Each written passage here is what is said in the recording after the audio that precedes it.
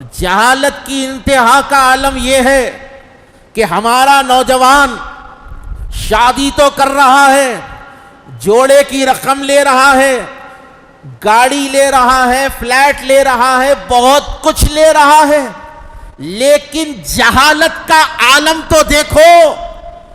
ایک سال میں جو ہے 4-5 بار میاں بیوی کے جھگڑے ہو رہی، جس میں جو ہے نوجوان اپنی بیویوں کو طلاق بول رہے ہیں۔ جہالت کے اندر معلوم تک نہیں ہے کہ غصے میں ہو، خوشی میں ہو، ہنس کر ہو، فنی موڈ میں ہو، کیسا بھی آپ کا ذہن ہو، اگر آپ طلاق لکھ دیں یا بول دیں، اگر آپ طلاق کے ارادے سے کوئی اور لفظ کہہ دیں، نکل جا، چلی جا بوریا، بستر سمیت، تیرا میرا تعلق نہیں ہے، تو ایسی صورت میں 2 طلاق پڑ جائے گی، بیوی حرام ہو جاتی ہے۔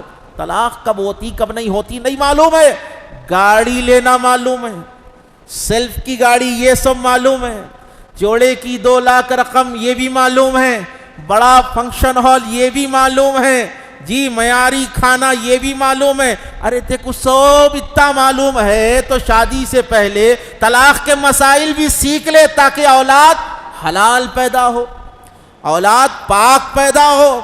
نا اتفاقیوں میں جو ہے نوجوان اتنے آگے بڑھ گئے، کس کی ذمہ داری ہے؟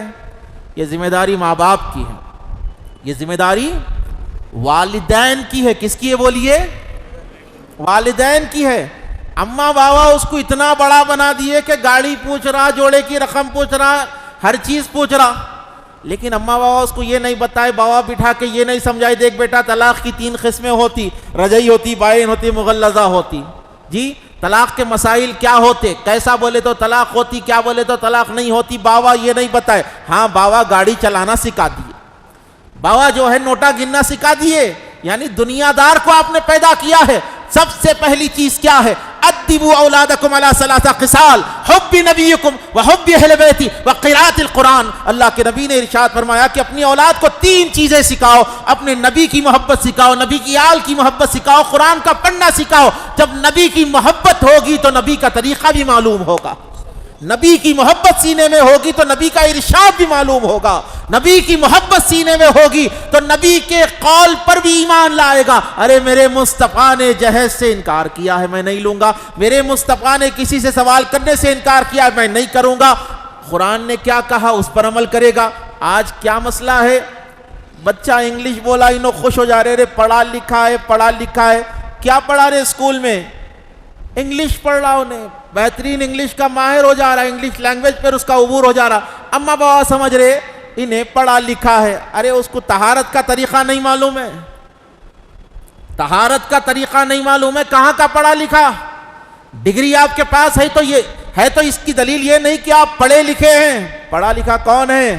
جس کے پاس دنیاوی علم کے ساتھ ساتھ دین کا بھی علم ہو، دین کا بھی علم ہو۔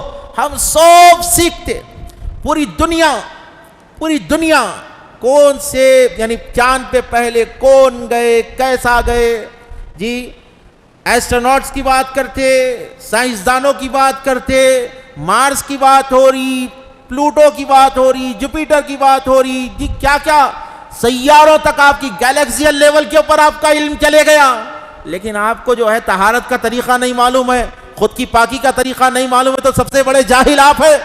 اگر آپ کو جو ہے اپنی بیوی کی اہمیت نہیں معلوم ہے